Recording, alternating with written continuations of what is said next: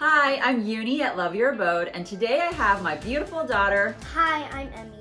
And we are so excited because we are partnering with the Home Depot Kids Workshop this month to bring you a Valentine's photo box.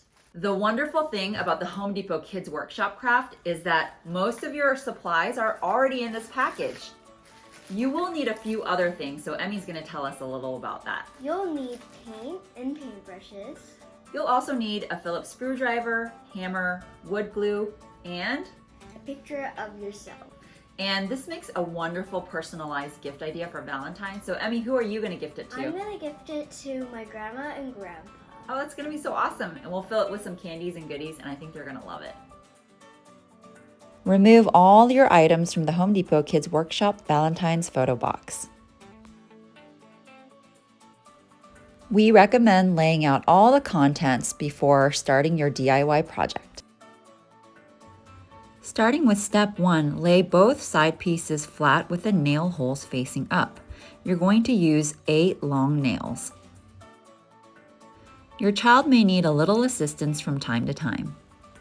For step 2, you want to stand the end pieces up and make sure the outside edges are even. Nail them together and repeat on the other side. An optional step is to remove any rough edges with some sandpaper. For step 3, lay the project flat. Feel free to glue the bottom piece on top, or just use 8 short nails and nail them together to form a box. Make sure all the edges are even. Have your child use the hammer to attach all of the short nails.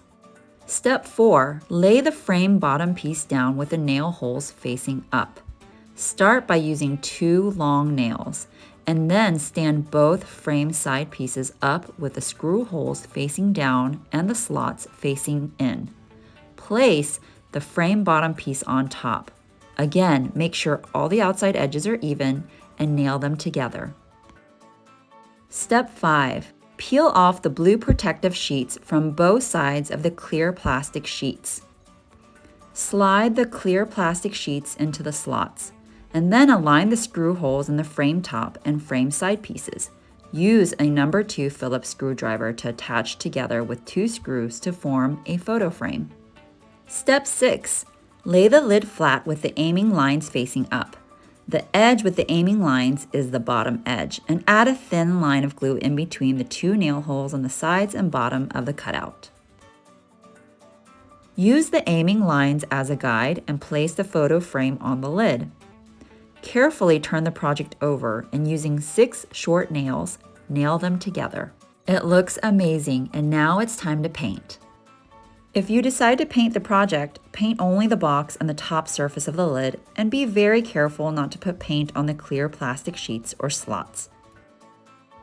This is the perfect time to give your child the creative freedom to choose the paint colors and add patterns or any kind of design. Once you're done painting the lid, move on to the box. When you're done painting, allow it to dry fully before moving on to the sticker portion. Add the stickers as you like. Unscrew the frame top piece and place your favorite photo in between the clear plastic sheets, and then place it back onto the box. We cut down a photo in the size of 3.5 by 5, and we put it in between the clear plastic sheets. We think Grandma and Grandma will love this photo. After the photo is in there, remember to screw the frame top piece. Emmy filled it with Grandma and Grandpa's favorite Korean candies. It's such a cute and thoughtful Valentine's Day gift.